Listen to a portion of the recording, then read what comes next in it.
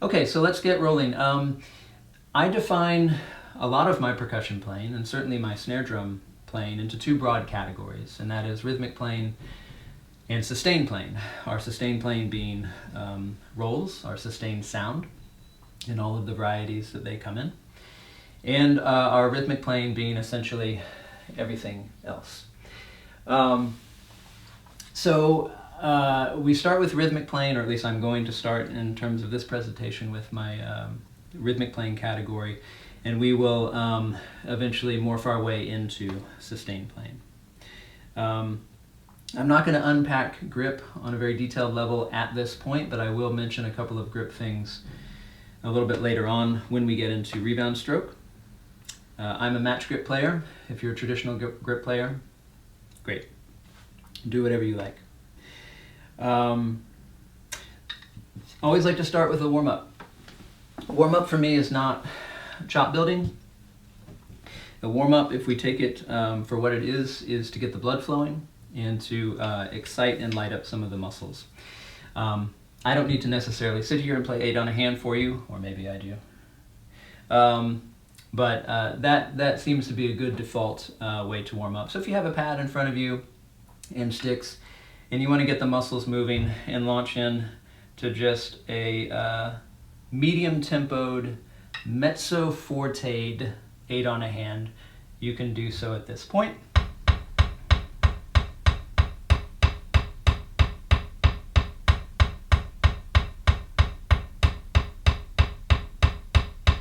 On and on and on. Obviously, a warm-up would, I think, take more than 4 repetitions of 8 on a hand, but for sake of time, we'll push forward through that. Remember that your warm-up is to warm you up. If you launch directly into some hardcore technique things as soon as you sit down or stand up at the drum or the pad, it's like going into the gym and saying, I'll start with the 300-pound bench press and see where we go from there. Probably a bad idea. After you light up those muscles a little bit, we can fold ourselves into some basic stretches. And again, this is fast forwarding everything, but some nice wrist and forearm stretches, which for me takes place after about 7, 8, maybe 10 minutes of warm up. We warm up not at 12 inches or at 2 inches in terms of our stick height, but somewhere in the middle. I'm not looking to mess around with extremes at this point. We're working to slowly get the body, the arms, the hands into a position and a state from which to play. Okay, so we've done that, or we haven't, but we're saying that we have. And we're going to fold into one of the core texts in snare drum approach, and that is George Stone's Stick Control. Probably many of you have this book. If you don't, here it is. Classic gray cover. When I purchased it from the Houston Percussion Center, I'm sure that doesn't exist anymore, I think it was about $7.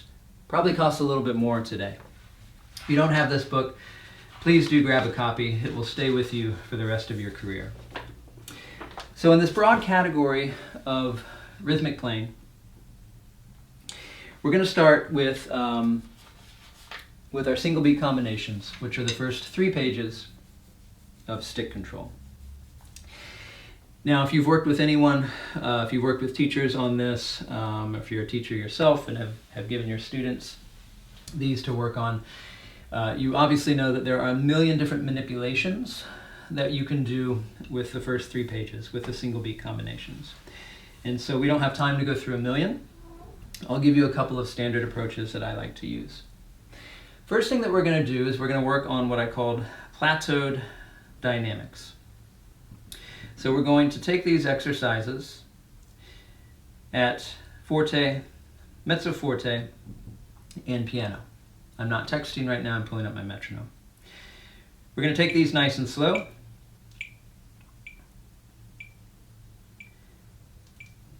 And we are going to work a true full strokes. I will talk a lot about stroke types because I just love them. They are some of the core units of our percussion playing.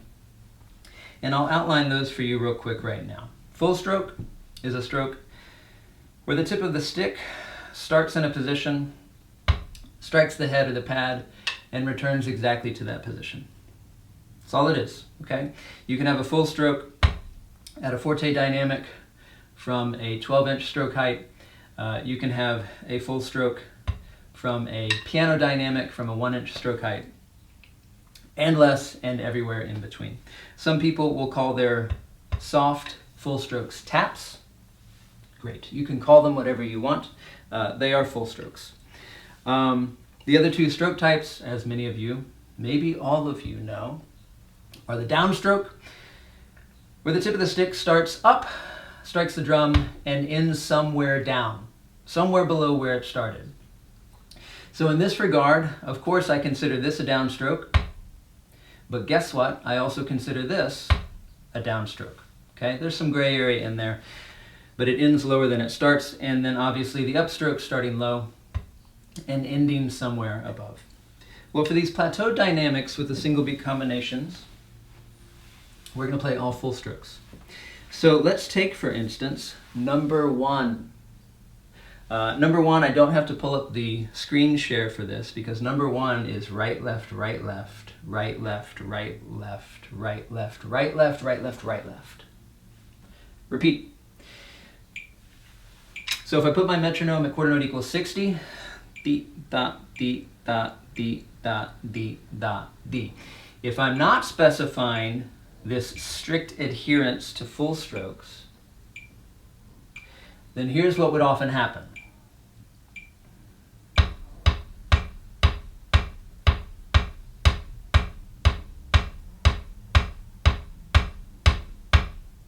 Okay? And what I'm doing there, without really thinking about it, because I have enough space in between notes, is I'm playing downstrokes, I'm stopping, and then I'm lifting again in order to instigate the next time that hand comes down. And when we have time, sure, that's fine. But when we don't have time, that's not fine. And if you take it at face value, it's a very inefficient way of playing. So if we play that same thing with full strokes, number one, single beat combination at a forte dynamic, it looks like this.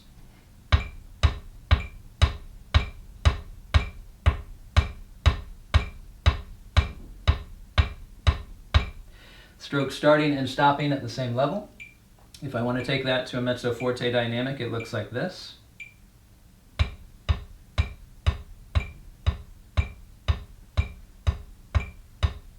And piano, obviously, like this.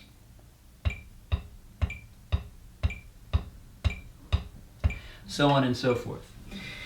So conceptually, you probably think, well, that makes sense. But why waste our time with that? Let's just get to playing these faster. Full strokes will happen naturally when we go faster. And so this seems like a big time waste. And I would argue, of course, that it's not. Otherwise, why would I do it? And I would argue that a lot of our control comes from our ability to manipulate these things when we are working at slower tempi. So let's take, for example, a few exercises down. Number 5. Again, I won't screen share this because guess what number 5 is? It's the paradiddle. The paradiddle starting with the right hand, right, left, right, right, left, right, left, left. What a great sticking, by the way, right? Alternating and then a double, and then alternating and a double, and it turns itself around. It's beautiful. So if we did this same approach, quarter note equals 60, forte dynamic with a paradiddle, we have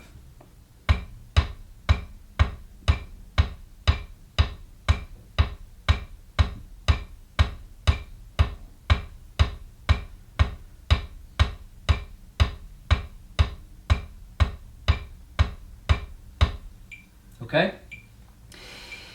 Even more important here to focus on this efficiency because there's more time off with each one of these groups of 4 for the single hand. So in the first group of 4, right, left, right, right, the left hand has more time off before it does something. And you know what happens when a hand has some time off? It gets itself into trouble. Yeah? So if we're not thinking about this, we could play.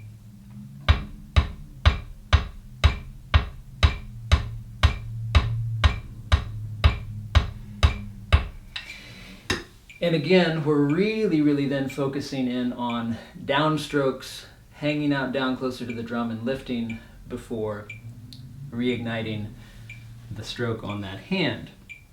And again, this is a hyper waste of motion.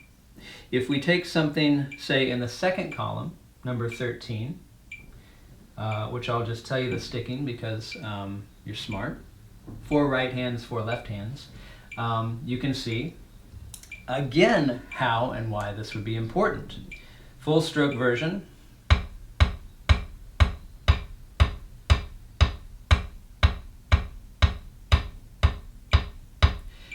Followed by the I don't care about stroke type version.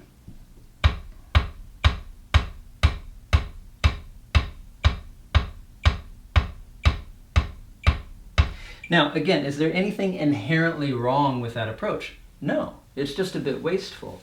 And I should be able to play those full strokes with exactly the same sound that I'm playing or those downstrokes with exactly the same sound that I'm playing my full strokes with. But all of this is leading towards, well, what happens when we go faster? When you go faster, obviously, you don't have time and energy to waste. The hands basically take care of themselves. So if we're playing groups of 4, your hands kind of have to do what they have to do. They don't have time to hang out closer to the drum before we pick up again. And so even at this hyper slow tempo, we're actually working on, down the line, a speed build by understanding the mechanics of the stroke, the timing of the stroke, and what exactly is happening at every step along the way. And so we can take this approach with the first 3 pages of stick control, all of these single beat combinations. And so what I have my students do, I have several students who are in the meeting, I have several former students as well who are attending, and so for you guys who have been through this, sorry, because I know it's tedious and I know it's monotonous, but I do think it's really beneficial, it's really healthy for our playing. But we take each one of these exercises and we play it over and over and over. Stone says repeat 20 times. Hey, why not make it 20,000 times? I mean, the point is you do it a lot, but you do it at each different dynamic level. And we start really slow, and we slowly progress over time to something that is faster. Different stickings, of course, will present different challenges. It is a timing exercise. We really do need to think about exactly when and how the stroke comes down. But by doing it at the slow tempo, we can really focus on all of these very fine and nuanced details. So let's jump down to another one. Again, I won't screen share here, but we're going to do number 10. So if you have the book, number 10, we'll bump it up a little bit in tempo. How about quarter equals 7? No. How about quarter equals 80? The sticking for number 10 is 3 lefts and then a right, 3 lefts and then a right, repeated over and over and over. Right now, I have the metronome at quarter note level. Tap, tap, tap, tap, tick, tick, tick, ga, tick, tick, tick, ga, tick, tick, tick, ga. And we'll take this at a mezzo forte dynamic. Sticks will start in that mezzo forte stroke height and hover above, if you care, the mezzo forte beating spot on your pad or drum.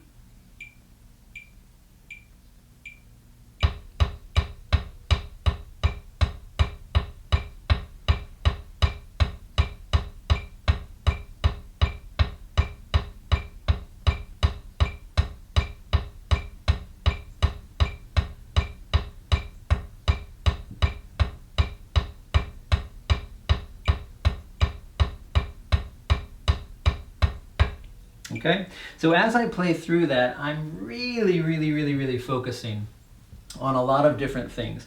I compare this to playing golf, which I'm terrible at and I haven't done in a long time, probably because I'm so bad at it. I remember when I was playing, I would play with my dad and my brother, who, let's be honest, weren't great either, but they were better than me.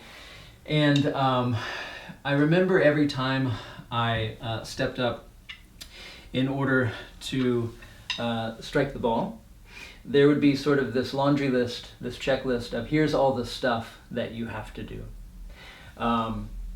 Think about your stance. Think about your grip. Think about your elbow position. Think about your other elbow position. Think about your hips. Think about your eyes. Think about this.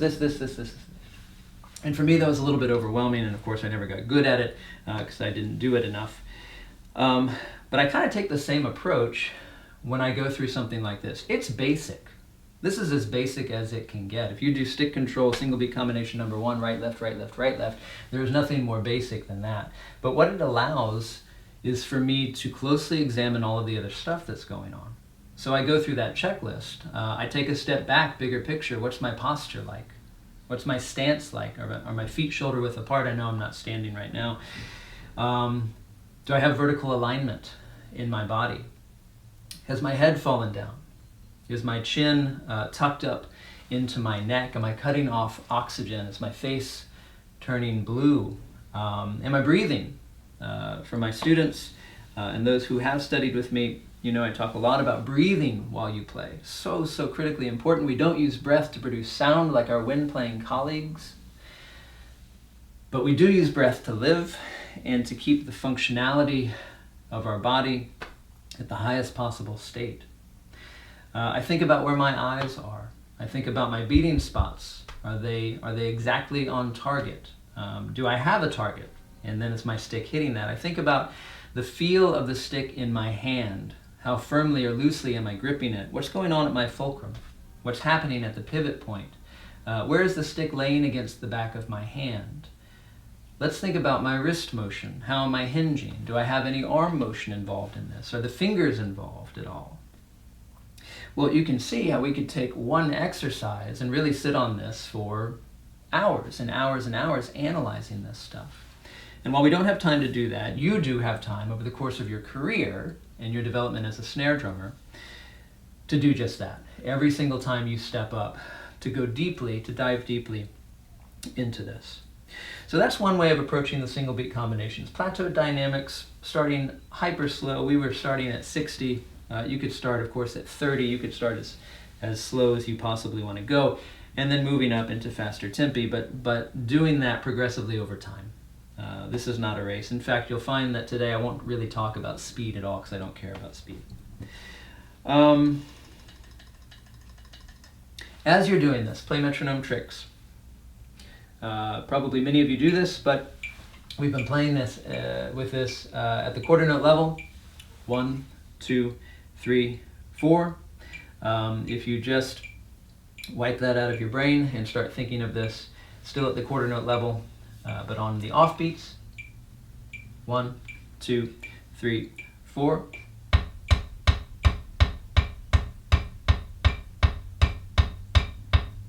We can start to shift and feel this in different ways. It puts more impetus and responsibility on you, the player, to deal with time. So metronome and metronome work, and of course there's 100 other ways you can use that, big beat, small beat, different syncopations, but metronome work is essential for us as drummers. If you treat the metronome like training wheels, you're not working on your time. You're not working on your feel. If you're just setting it on every single beat, every single time, that's not necessarily helping you dig deeper into your feel, your control, your manipulation of time. Putting it on every beat is a great way to do it, but it is one of many ways to do it. So let's say we put this at the 8th note level, T, T, T, T, T, T, T, T, T. I'm not doing that so that I don't have to think about time. I'm doing that so that I can make every single stroke that I play perfectly vertical with the click. And I tell my students, your job, if we were using the met that way, is to make the metronome disappear. The sound of the metronome should therefore disappear. But there's a lot of other ways to do it, and you should apply that to these first 3 pages, especially when you're playing the plateau dynamics. Now, a couple of other ways that we can manipulate these first 3 pages. I mentioned before stroke types and how much I love them and adore them. So we can work these into the mix as well, not just the full stroke, but the others too. So if I go back to a slower tempo, let's go back to our 60, and we go to exercise number 1. No, let's get crazy. Exercise number 2. So exercise number 2 subverts all expectation and starts on the left hand and then alternates. How about this? First 4 notes are loud, second 4 notes are soft. Okay, you have to use the appropriate stroke type. Quarter note, The clicker's on 60, let's treat that actually as the 8th note to really demonstrate this. First 4 loud, second 4 soft. Check it out. We play full, full, down, down. Full, soft, up, up. Full, full, down, down. Full, soft, up, up without my annoying voice.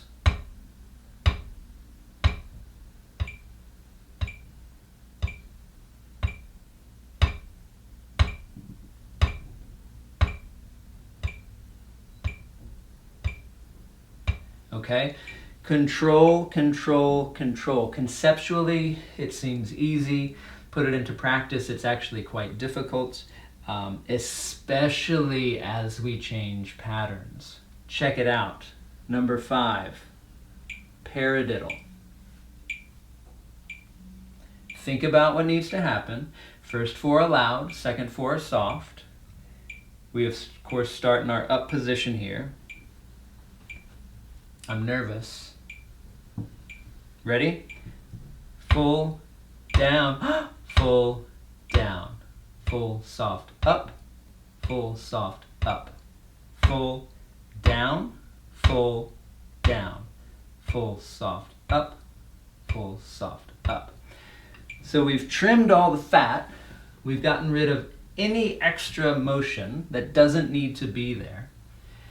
We're really thinking, which I love to do in general, but I especially love to do when I'm playing drums or marimba, whatever.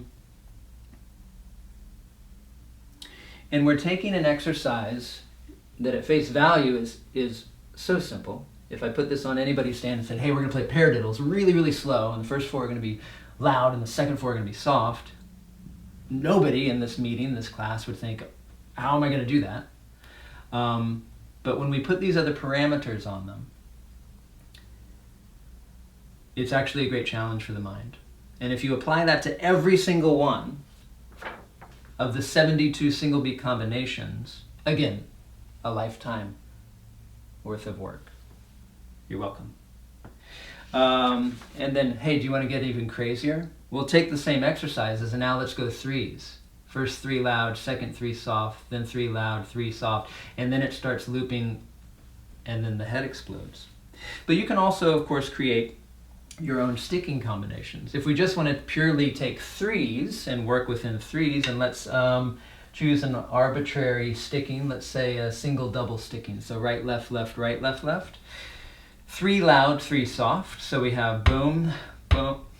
I already messed up. Ready? We have down, full, down, up, full, soft, up, down, full, down, up, da, da, da, dum, da, da, da.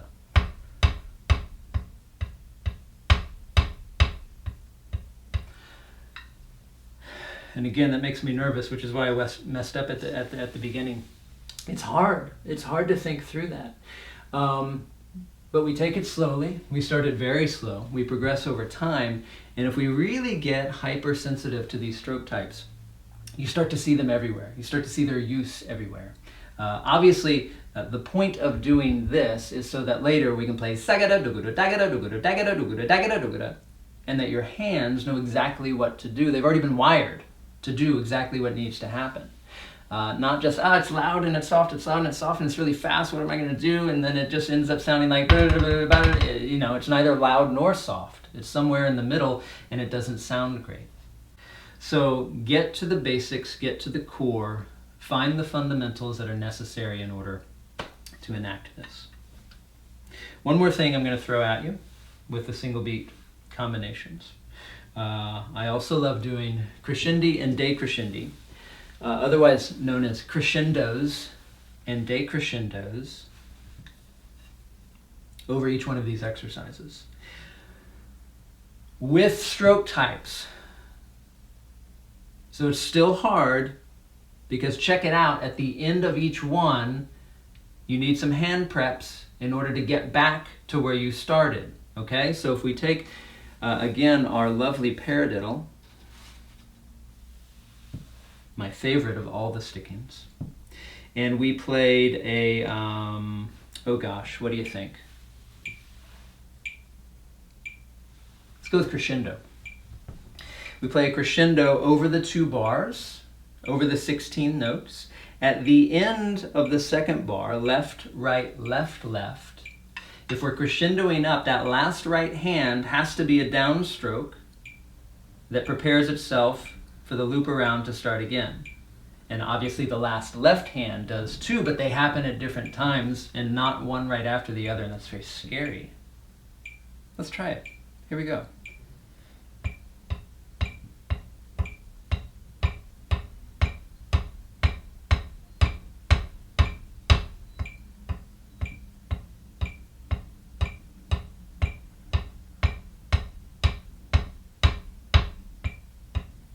So on and so forth. If we turn that around and did the opposite, a decrescendo, then it's the opposite.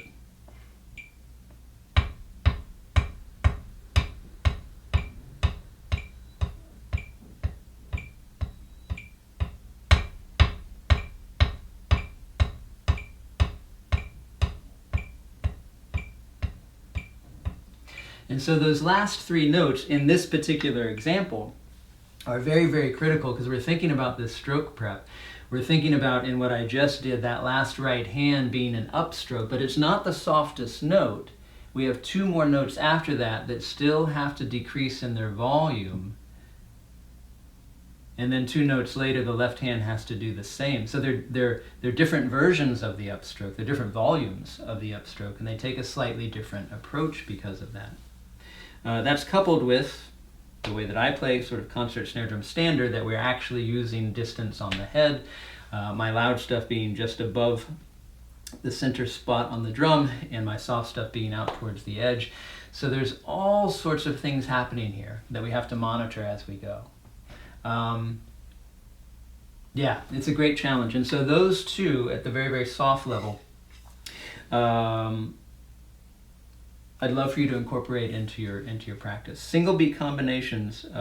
Again, I've given you enough material to last 3 lifetimes, and none of us are going to live 3 lifetimes. So, what are we to do? We're going to try our best. Okay, so with the George Stone single beat combinations, I don't know how you guys have been using them. You've probably been using them in a lot of different ways. And you probably have some incredible ways yourselves to manipulate these. But what I'm encouraging you to do is to take this approach that is not just exercising the hands, but also exercising the mind. And I think the more we have that connection between what's happening up here and what's happening down here, and the more we're thinking critically about that, the better off we're going to be in the end. It is hard work. It is challenging work. But work that is challenging, learning that is challenging, believe it or not, is good learning. Learning that is challenging goes deeper. And so this isn't something that we knock out in a week. Like I said, this is something that happens over the course of a lifetime. All right. We're going to quickly pivot to a different text now. We're going to look at Developing Dexterity by Mitchell Peters. And I'm going to give you just a brief little play around with some accent patterns. Don't know if you guys know this book or use this book. It's a good one. I enjoy it. And I have pulled just a handful of exercises out of this in order for us to look at. Now, again, I'll only share the screen if I think you really need to see something that I can't just explain in words. But this one I think I can also explain in words. So Mitchell Peters has, let's see, 4 pages of accent studies that strategically come just before Flam studies. And I think that was intentional, right? I would hope that it is, at least. Because these accent studies still walk us down the path of stroke types. In fact, accent studies necessitate using the stroke types. Well, let's just take a brief pause. All playing necessitates stroke types. It's just a matter of whether or not you're aware of them and doing them as efficiently as possible. So if we take an accent pattern that is a 2-bar loop in 4/4, constant eighth notes, where the first note is accented and then beat 4 is accented, and that's repeated over and over and over. Meaning we have da, da, da, da, da, da, da, da, da, da, da, da, da, da, da, da, da, over and over and over. If we play that with all one hand, I won't even have my other hand up there, you'll see, of course, these stroke types at work. 1 and 2 and 3, up, down, up, da, da, da, da, da, da, da, da, in, da, da, da, da, da, in, da, da, right? And of course, your hand has to do that in order to achieve the study. But if we want to turn it into more of a thinker, which of course we do, then what I've created is a sticking cycle that goes like this. First time through these 2 bars, all right hand. Second time through, all left hand. Third time through, right hand plays the accents, left hand plays the, if you want to call them, taps, but the soft full strokes. Fourth time through, that reverses, left hand plays the accents, right hand plays the soft notes. Fifth time through, alternating, starting with the right hand, and 6th time through, you guessed it, alternating, starting with the left hand. Let me show you that sequence. And what we do here is we're very mindful about how we do this. And we use every appropriate stroke type, even if what a certain hand is going to do isn't going to come around again for 2 bars or several beats. Meaning, at the beginning, my left hand doesn't play for 2 measures, but the first thing it's going to play is an accent. So where does it start? Up here. It's not in my pocket. It's not tying my shoe. It's certainly not just hanging down on the drum. It starts up here because that's what it's going to do once we get through the first 2 bars. Check it out.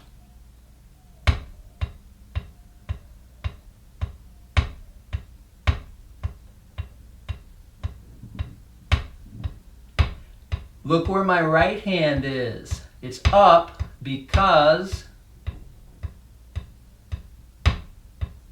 boom, that's what it's about to do. Here's a turnaround. Oh man.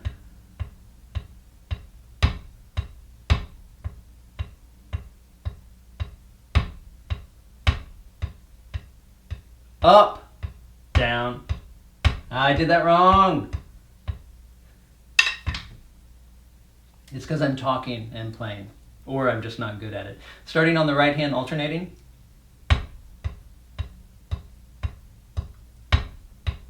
So that one was full.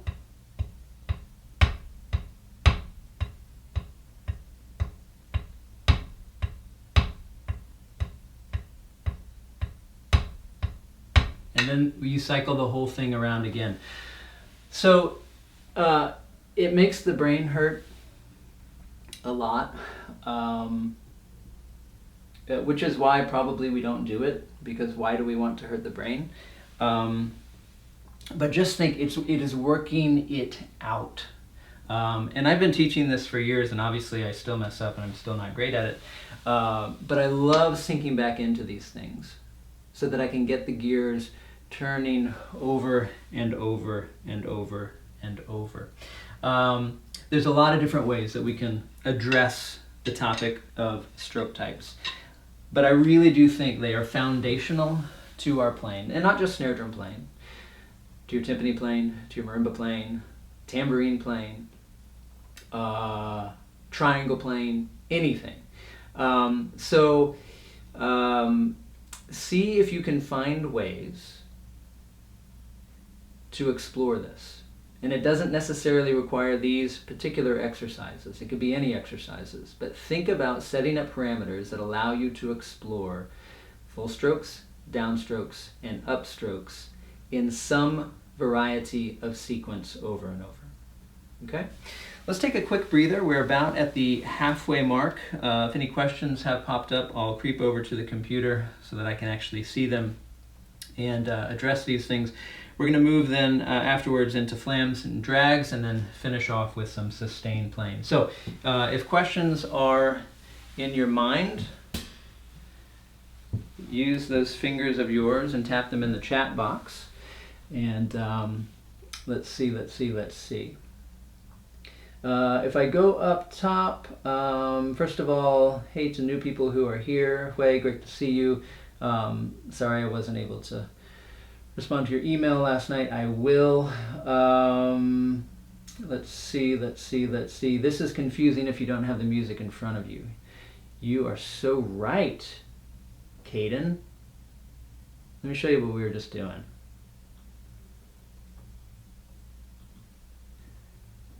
Okay, so what we were just doing, I'm giving away what's to come. Rolls. Sorry, scrolling down to the accent patterns. So, Caden and everyone, we were working on number 12 here. So this 2-bar loop with the accent on beat 1 and beat 4, and with a lot of this stuff, guys, I just to kind of mention this, I do a good deal of teaching from books, from texts, but I try to do a lot of sort of mental manipulations as well. So yeah, like that sequence I don't write out, and I don't write it out for my students either. I write down kind of a shorthand version for them of like RH, LH, RH accent, LH tap, and on and on and on. But I have found that, and this of course probably doesn't land necessarily in an online format like this where we don't have the opportunity to be working in a room together. But the more we can each conceptualize as much of this as possible, I think the better. It kind of goes into the same thought process that I take with all of this other stuff, which is if I can make my brain hurt, I think I'm doing good work. Now, I know that's not an efficient way of teaching in this format, but just for whatever it's worth. With the stroke type approach, don't worry about necessarily the scripting of it. Take 5 minutes before you start and say, okay, the point is I work on stroke types. Let me craft a little exercise here for myself, whether you write it down or not, and just get the gears turning that way. But thank you for that question. I should have shown that to people. All right. For these exercises, would you, this is from Orson, would you suggest doing these once a week? How often do you personally do these? Morning, noon, and night, 3 a.m., before the shower, after the shower? Yeah, no, I would suggest doing them always. So these are the first exercises I give my students when we do our snare drum semester, and the expectation is that they are done then until we go to the grave. Okay. When breaking down combinations at a slow tempo and switching between stroke types, specifically to the upstroke, do you prefer the motion to be quick and set or in the same motion of tempo? That is such a great question. So my general rule of thumb is that I never want any of this to be robotic. I want to always attach the motion to the stroke that precedes it. So if we're playing slow, da, da, da, da, it doesn't necessarily have to be a hyper fast jab in order to get back up, because as soon as I do that, you know, I'm flexing my bicep because I'm trying to pick up so quickly. It's not a hot stove type of approach necessarily. It's just a lift, a smooth lift that is attached to the note that comes before it. But hey, here's another opportunity to play around with those speeds. Play around with the stroke speed. We can have vastly different stroke speeds within slower tempi, right? Boom, boom, boom, right? All of those can be perhaps valuable to us if we understand them. So put that parameter on it as well. Say to yourself, I'm going to do it with this particular stroke speed. Hyper fast, super slow, somewhere in the middle. Good question. A couple more. Can you elaborate a bit on how you use a metronome as a tool rather than a crutch? Yeah, and I use the example of training wheels. It's just getting creative with it. It's, as I mentioned, big beats. So, you know, if we're used to putting the metronome on every beat, then halftime. And then, I mean, the easiest things are what I just demonstrated there, but then shift those. So if it's 1, 2, 3, 4, 1, 2, 3, 4, then the metronome goes to 1, 2, 3, 4, 1, 2, 3, 4, then 1, 2, 3, 4, 1, 2, 3, 4, or big beat, 1, 2, 3, 4, 1, 2, 3, 4, 1, 2, 3, 4, 1, 2, 3, 4. Okay, so you're just shifting it. And there's a lot of different manipulations. Okay, let's see. Juan, if it's challenging, it means you're learning something. That's right. Agreed. Okay, and the last one here on the subject of downstroke. I see your stick going down, hitting the pad and staying down. When I attempt that, my stick has a real quick down, up a little down motion. Right. So yeah, this is what we're exploring. Sorry, I'm yelling into the microphone as I'm down here. And did you see that when I got up? This is, so I'm blind as a 43-year-old, and now I get up like that, which means I guess I've thrown my back out or something, I don't know. So downstroke, obviously the stick is going to rebound off the head or the pad, yeah? So it's going to come up, and the point is we are resetting it or stopping it as best we can in the position that we need it to be for the next thing it's going to play, right? So if we go from 12 inches, strike the head, and we need it to be at 1 inch in order to do the next thing that we're going to do, but as part of the rebound, it bounces up to 1.25 inches and then you reset it to 1 inch, okay. Maybe it's not the most efficient, but we are not robots. So there's a human element there, and I'd say it's still pretty efficient. The point is, the big point is that we don't go back up to 12 inches and then reset without playing a note, right? That you minimize that as much as possible. The other thing that I didn't mention when we were playing is that these full strokes and that downstroke, we need to have the ability, of course, to make those sound exactly the same. Right, so that very basic exercise of full, full, down, down, full, soft, up, up.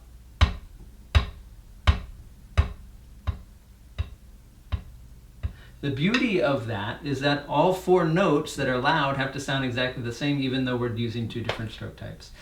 Same thing goes for the soft notes. Okay, lovely questions. Thank you. Let's move on into some Flam action, and then drag action, and then finish off with some sustained sounds. I hope everybody is doing well.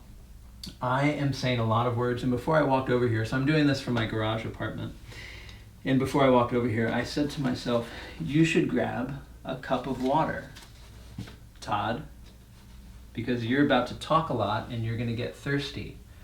And then I said, but I'm not thirsty right now. So who needs the water? So I didn't forecast my thirst level 50 minutes into the class, and now I'm regretting it. But I'll power on. I'm a big boy. I can handle it. Hey guys, Flam patterns. All right. So quick thing. Let me throw up some music real quick and have you guys look at something. So we had 100 people register for this, which was great, and we had about 25 on the wait list. But I'm only seeing 73 here. So those 25 could have been here. So if you have friends that didn't show up, you need to shame them. You need to make them feel bad. All right, friends. Flam patterns. This is also from Mitchell Peters, Developing Dexterity. The very next set of exercises after the accent patterns. Just so that you can see what we're doing, we're going to take a look at exercise number 1. Exercise number 1. Okay? Right, left, right, left, right, left. Flams on the right-hand side. But here's the annoying thing that I'm going to do. I'm going to say you have to use appropriate stroke types in order to play this. So at a very slow level, and I know I get it's so tedious. It really is, and I know it's annoying. And the students that suffer through this with me, I at least tell them every week, I understand how annoying it is, but this is still what we're going to do. This is still the assignment. Okay, so let's pretend this is the 8th note. Da, da, da, da. So 8th note equals 60, that would be quarter equals 30. With stroke types, check it out. It goes. Oh, it's so tedious.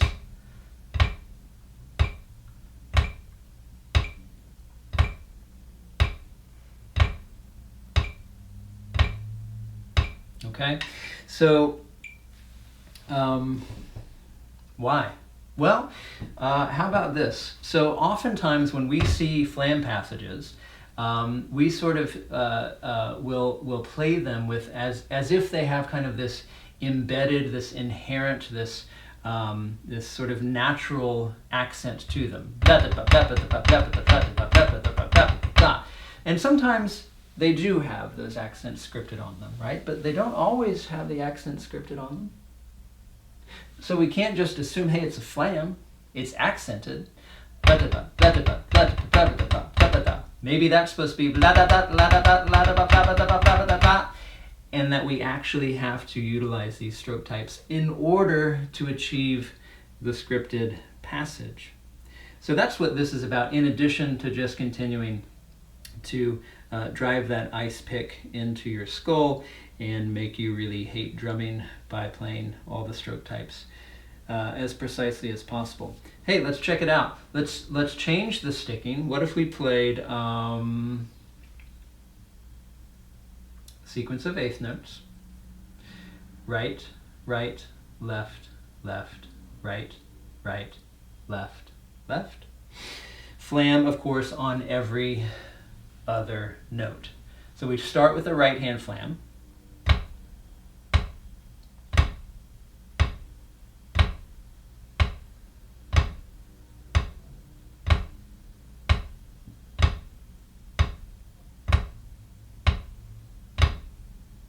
Right? So each hand has its own set of responsibilities that are either full strokes, downstrokes, or upstrokes. You can do this with any flam sequence, any flam pattern, but you have to slow it down in order to get that control. In the Mitchell Peters book, he calls them flam patterns. In the George Stone book, he calls them flam beats. But it doesn't matter what book you are reading, play flam sequences and try this at a slow tempo in order to execute very clean, very exact, very efficient stroke types. One of the other things that I remind my students as we go through this is the objective here is not to turn everybody into a robot who only does exactly what is necessary when playing. We need to let go when we play. What we're doing in this technique and chop building scenario is we're really, really refining the core aspects of the playing. I think that's really, really crucial. Is it intuitive? Not always. No, it's not. And our musical intuition is a strong and powerful tool, and it's something that I think we should use. But our intuition doesn't necessarily always guide us to the perfect technical approach for a given passage. We all run into roadblocks. We all run into obstacles that when we get to, we say, gosh, I can't play this any faster. My hands just don't go that fast. I don't know, this thing, you know, in the Delacruz exercise, it goes from really loud to really soft and it's really fast. I don't know how to play it just sounds like a decrescendo and a crescendo. Well, if you peel that back to where we've started here, you do know exactly how to do that. You just have to take the time to do it very slowly for a long period of time and to grow into that knowledge. So that knowledge, that intuition, I think can also be formed, but it starts with embedding and lacing everything that we do up front with this approach. Okay, obviously there's a million other Flam approaches as well, and I'm not unpacking like, hey, what is a Flam? I think you guys understand that that's not what this class is about. I do have my students play isolated Flams as well, so we can just really, really hone in on the Flam itself. Let's segue into drags though. Drags. So drags are the pivot point between rhythmic playing and sustained playing. You like that? They're the fulcrum, if you will. And they're the fulcrum because it's sort of a combination. Well, it is a combination. So we're starting to get into rebound stroke here, and of course we're going to segue this into our sustained sounds here in a second. Drags, 3 and 4 note drags. Let's unpack that just a little bit. 3 note drags, I'm counting the total number of notes in the event, not the number of secondary or grace notes, total number of notes in the event. So if we play a 3 note drag, a right-handed 3 note drag will be 2 secondary notes, 2 grace notes that feed their way into a primary resulting note. A 4 note drag will be 3 secondary notes or 3 grace notes that find their way into a primary or resulting 4th note. And I've got a great exercise for us to work on this. Also from the Mitchell Peters book, Developing Dexterity. Now I've tweaked this exercise, I've manipulated it. This is not what Mitchell Peters intended. Well, I don't know. Never had the opportunity to know him. And I know he passed away a couple of years ago, unfortunately. But here's what I'm doing with them. Hey, let's look at number 4. Shared screen here. So number 4A, right, left, left, right, left, left, right, left, left, right, and 4B, the exact opposite. Let me show you what I do with this. Oh, I love this. I love this exercise. So, if we take away that double and just play the core rhythm, if we take the sticking 4A, we have right, left, right, left, right, left, right, left, yeah? 8th notes. We double the interior note, actually play the exercise that's written. So skeleton,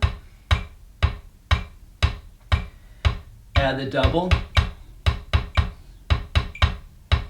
Now I'm working a quarter note equals 60, which means that double is not a true rebound stroke right now. I'm stroking both of them out. But here's what we do. We're going to morph it over time. Skeleton rhythm, add the double. New skeleton rhythm that shifts the interior beat closer and closer to the next strong beat. So we started at an 8th note skeleton rhythm. We now go to 8th note triplet skeleton rhythm. Triplet, triplet.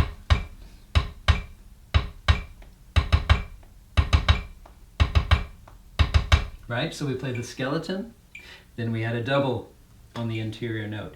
We shift the interior note again. Now we play it as the 4th partial of 16th notes.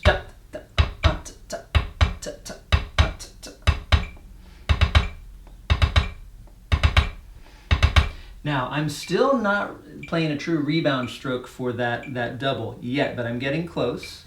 What I'm doing is I'm starting to excite the fingers a little bit, especially that middle finger underneath the stick. Guess what we're going to do? We're going to keep morphing it. fifth partial of a quintuplet. 1, 2, 3, 4, da, da, da, da, da.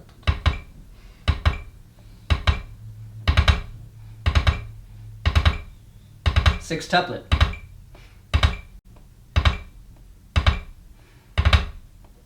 Here, I'm actually starting to double. Keep pushing it until it gets closer and closer and closer. I think you see what's happening. Closer and closer to the resulting primary note, to the next strong beat. So at quarter note equals 60, I'll need to keep doing that for a while. I need to think septuplets now.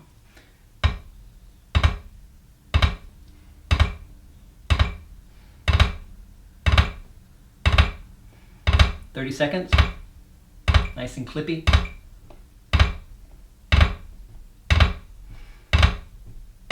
And I'll call that my final destination. And then what I want to do is I want to sit on that at a nice even volume for a long time. And I want to rip that. Okay, so I'm playing two lefts and a right, right? I'm essentially playing a drag, but all at the same dynamic level. Then slowly I bring the two left hands down.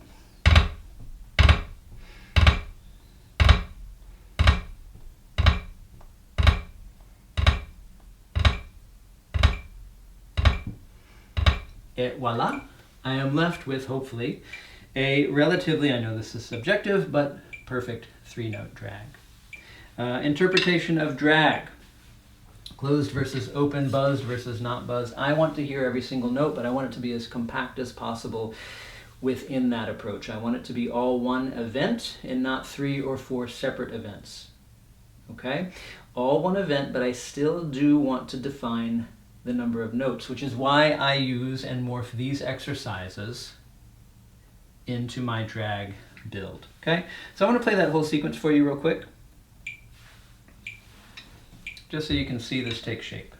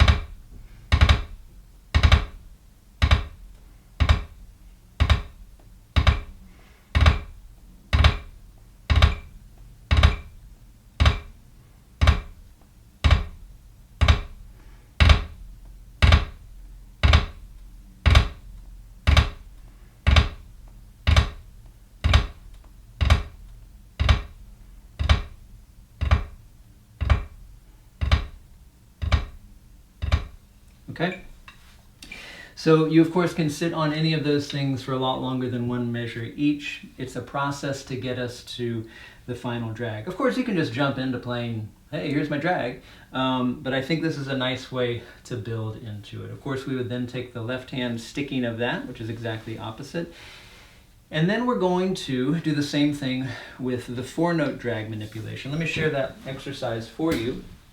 I'm doing this specifically with sort of the, again, kind of the standard orchestral or concert sticking that we often use with the 4-note drag. Check it out down here, number 11. Right, right, left, left, right, right, left, left, right, or opposite left, left, right, right, left. And it's important, of course, to practice both of those.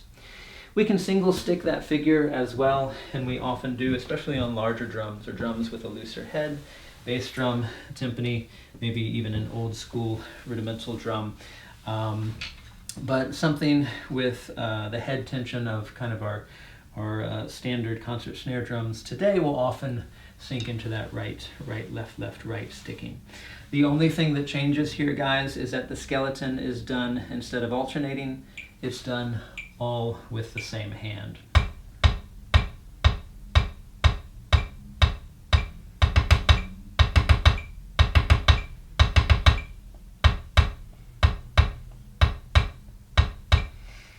So on and so forth, until we get nice and clippy at the end. I'm not going to go through the whole sequence just for sake of time, but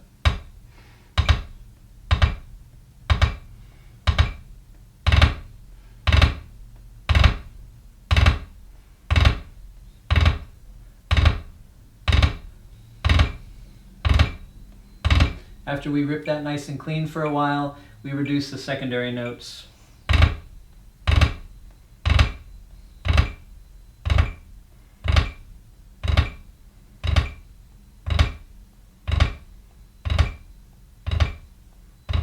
Right? And we are left, hopefully, with a nice, beautiful 4-note drag. Do stroke types have anything to do with this? Yeah, you could see that I was kind of freeing myself up a little bit as I morphed through the rhythmic skeleton, but especially when we get to the final version, absolutely. So this is why I call the drags the pivot point. Whatever hand is playing the secondary notes in the 3-note drag, essentially the diddle, is playing a rebound, playing very close to the head. They are full strokes, technically, if we want to categorize them as such. And the other hand is, of course, also playing a full stroke, but at a louder dynamic, louder than the secondary notes. That's a little bit different in the 4-note drag, where the primary hand note, the one that ends up being the primary note, is also responsible for the first note. So guess what it does? It plays, if we're going to play these sequentially, one after the other, it plays an upstroke followed by a downstroke. Di-da, di-da, di-da, di-da, di-da. So do stroke types have any place here? Well, of course they do, because they have a place everywhere. So use those exercises or ones that you create on your own. Point is, craft something that develops the approach to it before just jumping straight to the thing. Tear it apart, understand what the separate parts are, how they each need to be treated and built. Put something together that addresses that, and then send that into an exercise that hopefully at the end generates a resulting drag that you want. And then of course we can play isolated drags all day long. We play them with different sticking sequences, all right hand, all left hand, alternating off of either, and at all different dynamic levels. Okay? All right, so let's jump into our final category here with the last 20 minutes or so, and that is our sustain playing. Now, broad categories. Did I cover every possible thing that can be covered in rhythmic playing? Well, no, of course I didn't. We don't have enough time for that. Normally I do this over the course of a semester, and here I'm doing it over the course of 90 minutes. But remember, core things, fundamental things. What does this all stem from? What are the building blocks that you need to put together in order to, okay, my metronome is totally freaking out. What are the building blocks that you need to put together in order to give yourself sort of that base level understanding to approach all of the different types of music that we have to approach? At the end, I'll also talk about how I feed this into certain etudes and give a musical context to a lot of the things that we are working on in kind of a purely technical, from a purely technical standpoint. Okay, so before we jump into that final category of sustained sounds, let's check the chat. I'm going to old man kneel down again. I continue to hope that everybody's doing well. That hasn't changed. Okay, back to, hey, Zach. Zach Strong in the left, right example. So this is going back to some of the earlier stuff. How do you work on getting the same velocity sound in the right hand? The left hand is working with constant motion. So how would you imitate that same motion in the single note in the right hand? What a great observation, and what a great question. And isn't this sort of at the core of what we're aiming to do when we're trying to play these? This all goes back to snare drum, for the most part, and a lot of what we're trying to do with it is largely a monotone instrument, isn't it? Yes, we can get a lot of different timbres and colors. I'm not saying we can't. But ultimately, we're trying to make the right hand and the left hand many times do pretty much the same thing to get one final snare voice that we put out in the music that we play. So Zach's comment is, you know, if the left hand or any hand is doing a certain thing over and over and over, and the other hand, which has been just hanging out, just taps in for a second, how do we get that to be the exact same velocity? And of course resulting sound, since they're coming from different places largely. Well, I mean, our hope is, of course, that you can achieve the same velocity. So da, da, da, da, da, da, da, da, da, da, da, da, da. The difference, of course, is that it doesn't have the baggage before it, right? It doesn't have the preceding note and the aftermath stroke that comes up before coming back down. So, yeah, I mean, on some level that is irreconcilable, I think. But on another level, man, if we're that far down into the weeds, which I love, Zach, we're probably actually, our ear is probably pretty tuned in to what's happening. You're probably actually doing a pretty good job overall. That's kind of a non-answer. That was like the worst answer. That's like terrible teacher moment. Hey, you're probably doing great, Zach, so let's not worry about it. But hey, for sake of time, let's move on. And Zach, I think I'm seeing you at Round Top this summer, right? Gosh, I hope it happens. I sure do hope it happens. Spoken like a true professor. Well, yeah, well, I don't even know what that was in reference to, Quay, but in reference to what I just said, that would also work. Great exercise, makes my, oh, thank you. You know, I love compliments. That exercise blows my mind. Esteban, okay. Esteban is one of my students, so I totally planted him to say that. Okay, do you personally believe that what you play in books has to directly correlate to an excerpt, solo, etc., or can they be independent factors of practice and study? Yes and no in all of yeah. I mean, that's kind of like sure and maybe not, and it depends. I think you can work on exercises and technique purely for the sake of the technique. I think you can work on exercises and technique ultimately to be at the service of the music that you play, whether it's excerpts or etudes or solos or anything else. I think you can do both, and I don't think it's an either or. A lot of times, of course, we are doing it to feed it into a musical context, and largely that's what I aim to do, but I don't think you have to. Some people are just like technique junkies and just like to geek out on it. Great. I mean, it's like, you know, like people who just like to work on cars. I don't know if that's a good comparison or not, but I think maybe it is. Like, you could just love to work on the mechanics of something. Do you ever take it out and drive it? Well, no. Why? I mean, you know, you don't, like, it's not about driving it. It's about just like, you know, solving problems in the shed. Again, that's probably a non-answer, sorry. The bounce stroke and the drag, in rudimental playing I use more wrist, but in orchestral playing I've been using more arm. Oh, Brian, this is like perfect segue.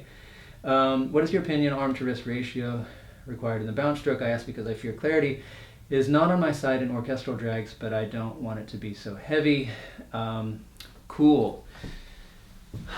Okay, so last chunk here. We'll cover as much as we can in the last 15 minutes. As we get into sustained playing, gosh, I think my heart rate is up. Is it just from me kneeling and standing back up? Am I that out of shape? It's possible.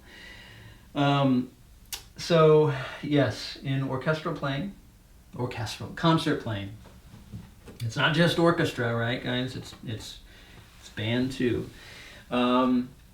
Concert snare drum playing will largely have an arm stroke approach to our sustained sounds, right?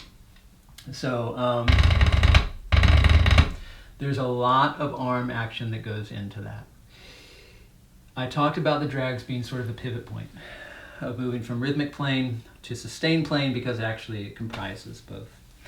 And this is actually a perfect example. Again, Brian, thank you, because one hand is doing one thing and another hand is doing another. So if I'm playing a 3-note drag and my left hand is playing the diddle and my right hand is just playing a single note,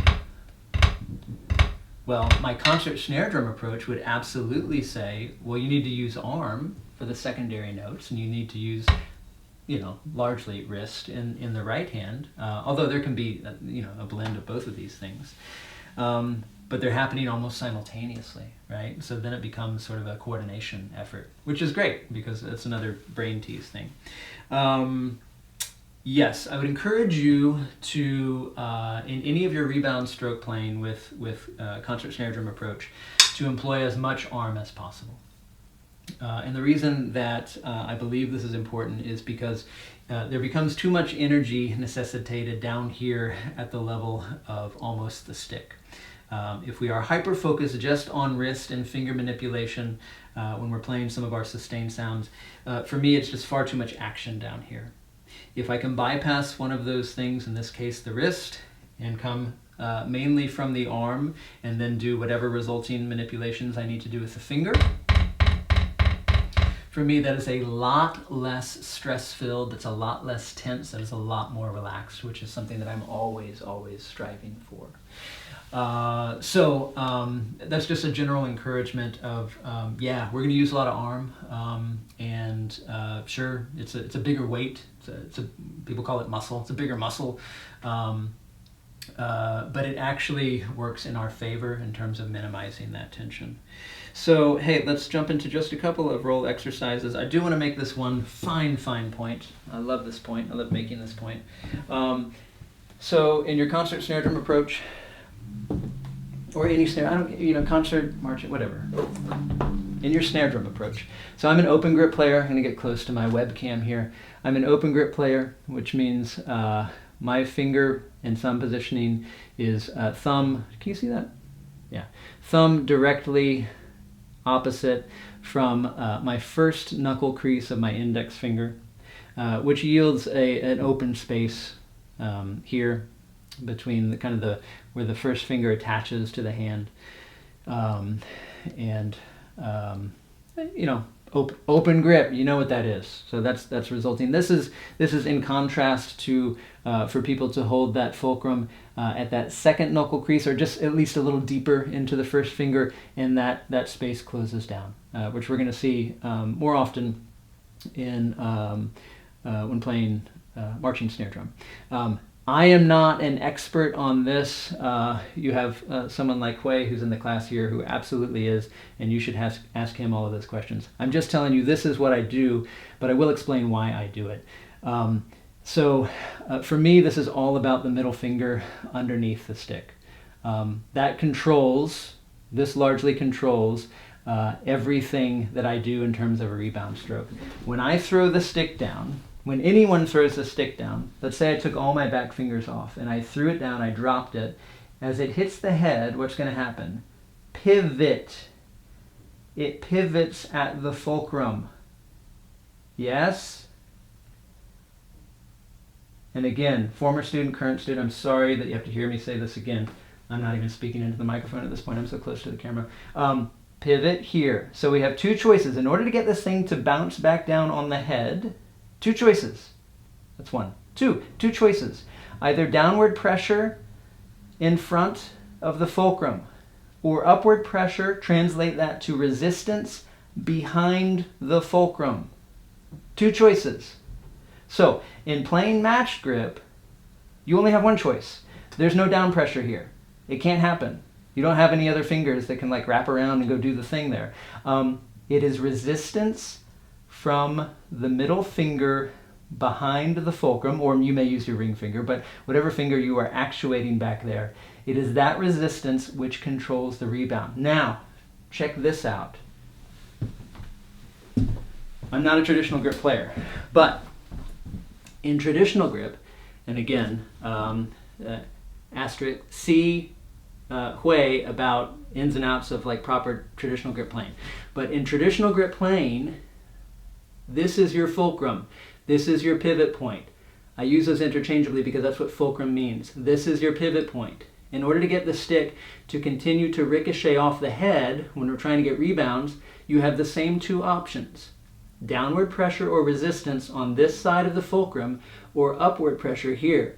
It's the same thing. You don't have any fingers back here. What you do have is a finger on top of the stick over here. So the functionality, they're guided by the same exact principles, but they're doing the exact opposite. And I mention that because that is just crucial to understanding actually how to manipulate rebounds on the head. If you don't understand that basic principle, that basic approach, then you are probably wasting a ton of energy on trying to manipulate rolls without understanding the physics behind the roll. And if there's no other point to this class or to anything that you got out of that, please get that. Think about that deeply. Because as soon as you realize exactly where to put your resistance, exactly where to put the manipulation on the stick, rolling gets so much easier. And it's also based, of course, on finding that perfect pivot point, that perfect fulcrum. that you can do by experimenting, dropping, until you find the spot on the stick that yields the greatest number of bounces. Go back to that. That core element has to be there in order for you to manipulate. Once you do that, oh gosh, rolling's a cinch. No, it's still not a cinch, but it's at least a lot easier. You give yourself a fighting chance. Okay, a couple of exercises here. Shared screen real quick. So I honestly don't care what roll exercises anybody uses. Use whatever you want, right? Who cares? Write your own. George Stone has a couple pages. These short rolls in 6/8. Oh gosh, these are nice. So if we go to page 4, if you're following along in the book, and we look at something like number 13. Short rolls in 6/8. What I love about these is they're short. So we have an opportunity to focus on a very, very minimal amount of rolling and unpack it and really think about what's happening in a short amount of space. So just to demonstrate that, number 13 that I just showed you is obviously an open stroke roll, which means we're yielding 2 bounces per each what I call macro stroke. Okay? Maybe a nice medium tempo here. I am going to approach this as if the first 3 notes are a check, and then I'm going to diddle the check, which means the whole thing is going to come from the arm. If you're ever playing roll exercises where there is a check, go ahead and put that check into the same arm motion, because that's the whole point of the check. The check isn't, hey, can you play rhythmically, and then shift gears into a roll. The check is, here's the motion, now change the manipulation on the stick in order to yield bounces. 2, ready?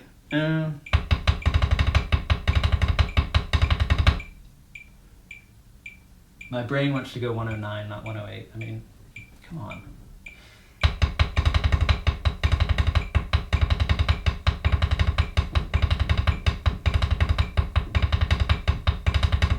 Okay, now is this the fastest thing in the world? No. And the point is here, I'm trying to find tempi that are sort of medium and below, so that I really have to work in order to adjust the middle finger resistance to get the yield that I want. So I can then take this into, I was just playing an open stroke roll variety, I can take this into a triple bounce, which would immediately lump itself into a closed roll category, yes, but the most open of the closed roll categories. So I'll play that same exercise, now yielding 3 rebounds out of 1 macro stroke, still keeping the arm check going.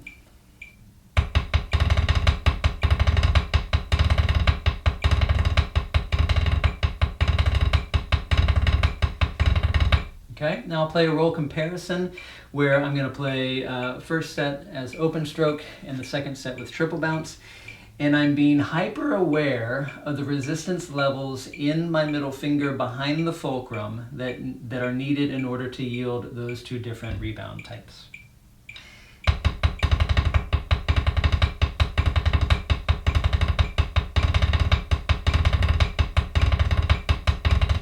Rinse and repeat over and over. Of course, you can do this for much longer periods of time. But if you want to get to this place of a true sensitivity to what that requires, then you do need to play them as roll comparison exercises. And I do encourage and will encourage you to do that at those medium and slower tempi markings, so that anybody can throw down a fast roll, and we can't really tell what's going on anyway. So I mean, what are we achieving there? Work in the muck, right? Work in the gray area. Work in the place that doesn't feel good. Work in these moments that are perhaps a little less natural.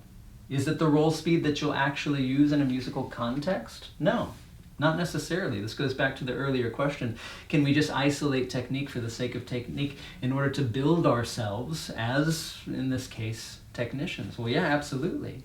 And then, of course, ultimately, we hope to feed that into a musical context. But it all goes back to that manipulation under the stick. So within these short roll exercises, just to ram through really quick, Stone gives these to us in a couple of different varieties, and all he's doing is changing the roll base. Some people will call it a skeleton rhythm. So with that first example, we had right? Dot, dot, dot, dot, dot, dot, 1, 2, 3, 1, 2, 3, 1, 2, 3. He then takes it to a bass of 4, dot, dot, dot.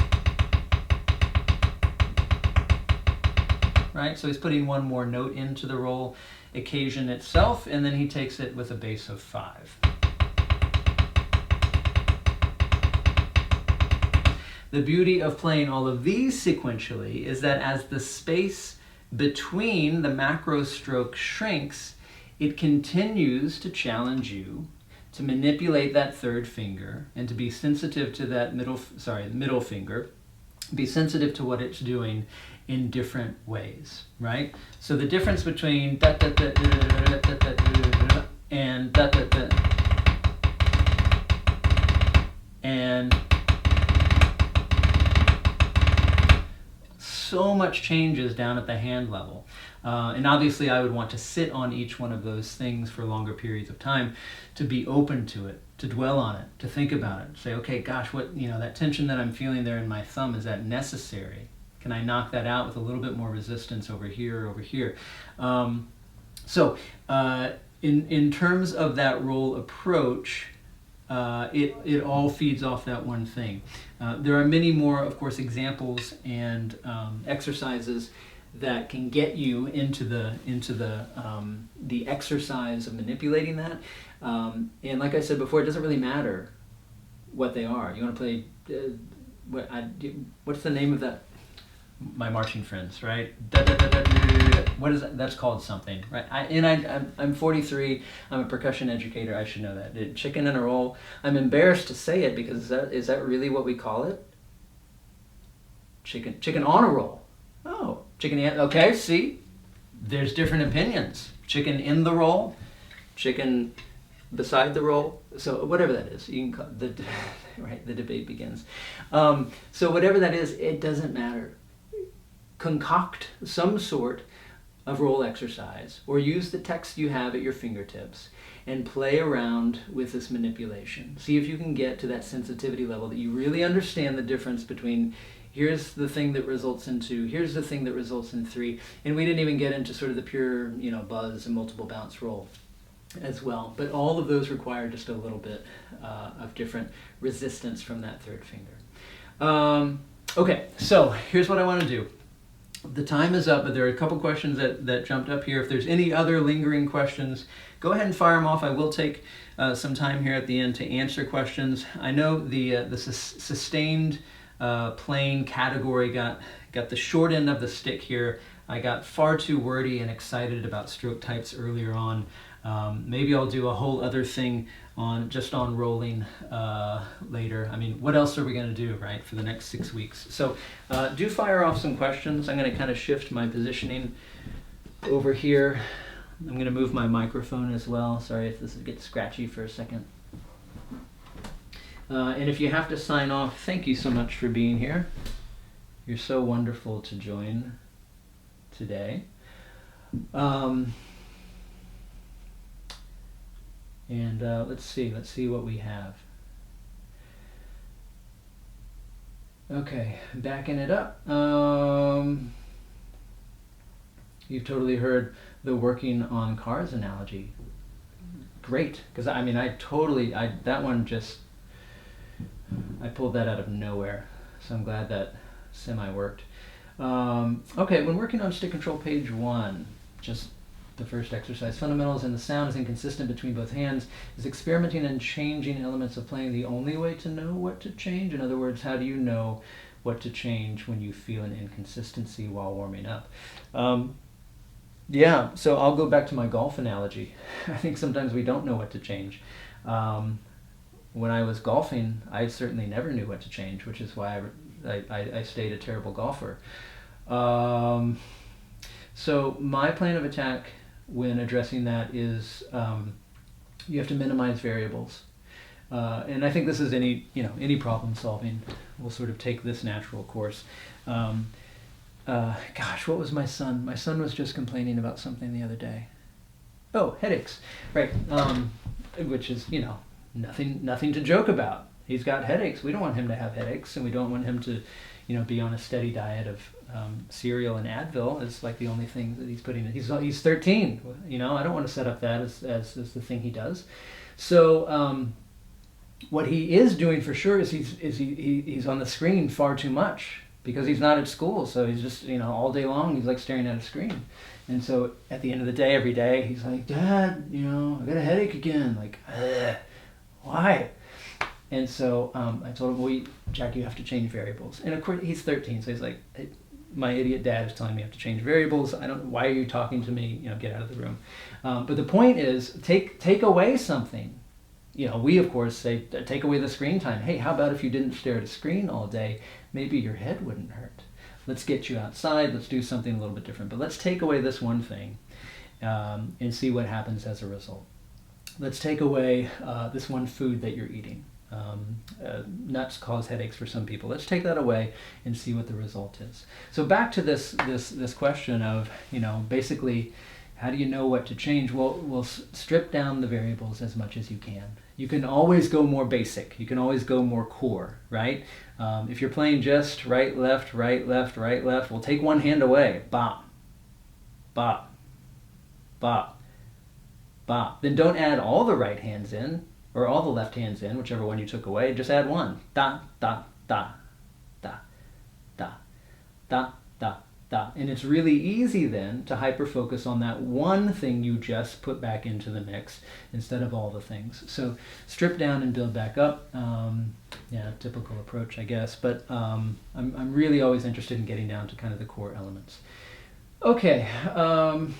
Let's see, I usually switch between which grip I use while playing depending on tempo, style, and difficulty. I use traditional, but on the right hand I switch between open and closed grip. Yeah, and I think in general a lot of people do that, depending on the style. Hui chiming in here, agree with everything that you're saying, Todd. Thanks. Anytime I dip my toe into things that have anything to do with like marching percussion, I'm scared, so I try not to do it very much. Understanding how to manipulate basic rebound is so important before trying to recreate the same thing in traditional grip. As a result, I always encourage players to have a strong foundation in match before adding traditional to their toolbox. That's great. That's actually really great to hear from Hui. And then we get back, chicken on a roll, chicken and a roll debate begins. Is it a debate? Do we care? I don't know. There's a chicken and there's a roll. I guess that's all we need to know. Hey, Matt Carey, my apologies if someone already asked this, but will we have access to recording? Yes, I am recording this, and I will put it up on the Liquidrum YouTube. And then Mondo sends emojis of chickens and eggs, which is awesome. I love that. Okay, Matthew, off to a private lesson. Let's see if there's other... How do you approach soft touch development with younger students? Oh, I don't. They're not ready for it. No, I'm just kidding. Everybody's ready. I mean, you can do it as soon as you want. Soft touch development. I guess it depends on what you mean by that. If we're talking specifically about soft dynamic playing, soft concert snare drum playing, or if we're talking about just a more malleable, open, ooey gooey, supple touch overall that could happen at different dynamic levels. Well, hey, maybe I'll speak to that. So I do this all the time with my percussion methods students who are not percussionists, they're bassoon players, trumpet players, whatever. And I like to use, so as much as possible, if we can communicate to especially younger players and older players, all of us, as much as we can get out of the way of the other things, meaning the stick and the drum, I think that always yields the best result. We should only be involved as much as we need to be in order to do that thing and no more, right? And I think we often cross that line pretty frequently. So if we're talking about sort of just a basic touch development on a drum, tennis ball, bouncy ball, throwing it against the floor and letting it bounce back up. That's the comparison. What do you want your stroke to be? That's what I want my stroke to be. You throw something down, it ricochets off a thing, and you catch it at the end, right? So, yeah, we can't do that exactly when we're playing snare drum. You have to hold on to the stick, but only hold on to the stick to the extent you need to so that it doesn't fall out of your hand. And if you're playing more complex material, if you're playing a Delacluze etude, for example, yeah, you'll need to exhibit, probably some form of higher level control when you're doing that. But if you at least play from that place of, I'm throwing a ball against a drum, I'm throwing my stick against the drum head, and it's bouncing back up, and I'm catching it. I think that will always sort of guide us to that maybe quote unquote softer touch. Again, that I may be taking this in a wrong direction with your question, but I think it's worth saying anyway. How do you help students bridge the gap between initiating roll figures at the wrist and getting them to initiate them at the arm? Well, this is just really, really hard because we have to bypass the wrist, and we spend so much time developing the wrist, right? So everything I demonstrated when we were doing all of the rhythmic playing was from the wrist, and I start students that way as well. Let's get the wrist going. Let's get that hinge stroke. Let's really get a nice wrist, weeks and weeks of wrist, and then one day we say, hey, by the way, we're going to do a new thing, and you can't use your wrist. All I've learned is how to use my wrist, so now I don't use it at all. That's challenging. I think one of the ways maybe we can do that is start the arm usage earlier. And hey guys, there's different philosophies on this. Some people are not like super strict wrist when we're playing rhythmically. Some people are, kind of get the whole thing involved, and that's fine too. But we eventually have to get to a place of still with a nice relaxed approach that we isolate and work a different hinge. Right? So before I would feed any of the rebound stroke in, I would just work on that macro stroke, which is this, right? Whether you use sort of that kind of chicken wing thing or you're just hinging from the elbow, it doesn't matter, but just working on the macro stroke, just basic rhythms. Da da dun, da da dun, da da da da dun, da da da da dun. And that probably takes weeks to ingrain that into a player's head so that they understand, okay, yeah, I can do it this way too. And then from there, we start to release them in order to get the rebound. Okay, great question. Hey, just a couple more here. How do you feel about the use of the back fingers on buzz rolls? I guess I don't have feelings on it, only because I don't do it. But I'm open to anything. I really, because the middle finger for me is it's a very strong. It is both strong and agile as a digit. I put a lot of emphasis on it, and I guess I feel a little less good about my ring and pinky finger.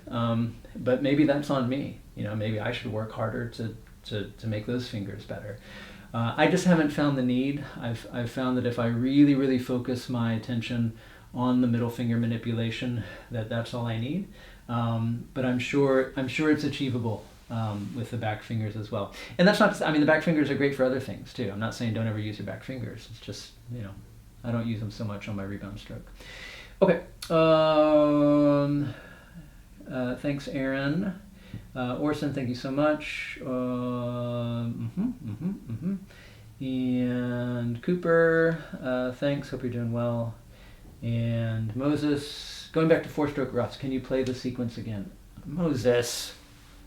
Yeah, but let me answer the other questions first. I thought I had finished playing for the day. That's all. I just thought I had. Okay, I had to go for the last 20 minutes of the class. Did you cover soft bounce stroke rolls? Well, no, because I was too wordy in the first part of the class. So, sorry. But maybe we'll do a whole different class on that. Bounce the basketball? Yes, Brett. Sure, it could be a basketball. It's like a big stick. It's like a bass drum mallet. I was thinking more tennis ball, but yeah. Thanks, Hui. Let's see, we learn a lot from you. Perfect. Thanks a lot for putting all this. But okay, great. So it looks like maybe those are the questions. There are still 47 of you here.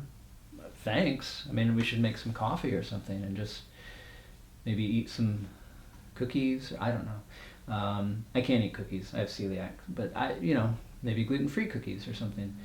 If any other questions arise, how about this?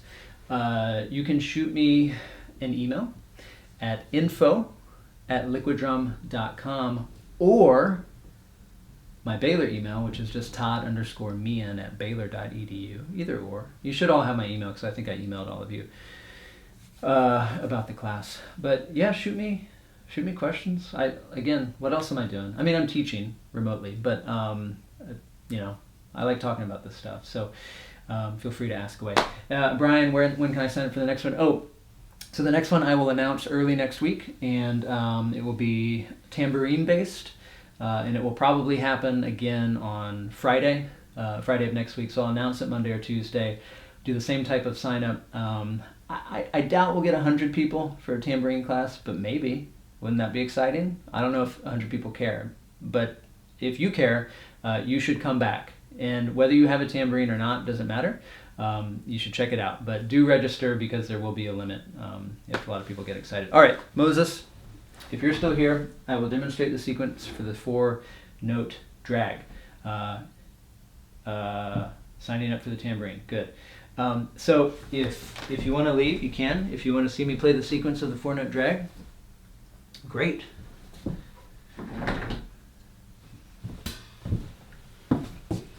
Okay, so remember we go back to skeleton rhythm, and then we feed in the diddle. Of course, this is playing from the very specific sticking of right, right, left, left, right, or left, left, right, right, left.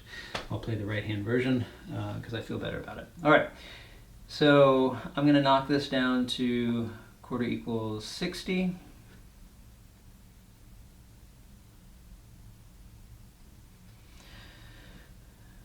Sorry, the metronome has not been behaving today.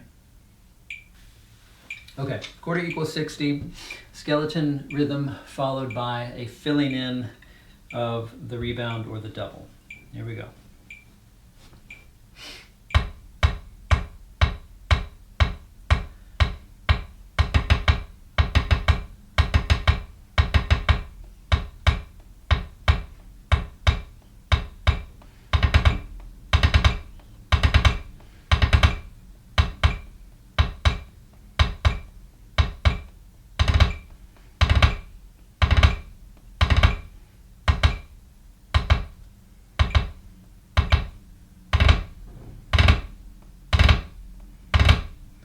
So I'll probably just go up to the sextuplet partial. So I'll sit here for a while.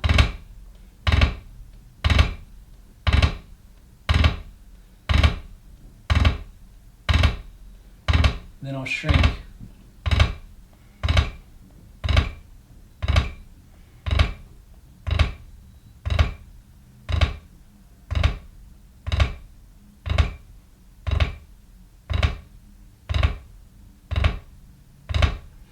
So, and you can play around with that spacing too. I use this to get to kind of an extreme level of closeness, which, you know, probably via the microphone, maybe even, it may even sound too close. I know from the feel of it that I'm still playing a diddle in there and that it's highly compressed, but it's still, you know, 4 distinct notes that I can hear.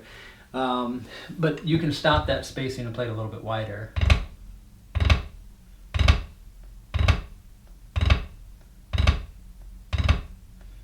You know, it's whenever you get to that place of it starting to sound rhythmic that that you need to condense a little bit more. So if it's so wide that it sounds like a rhythm, then we need to adjust. But play around with that spacing a lot. But that's the sequence.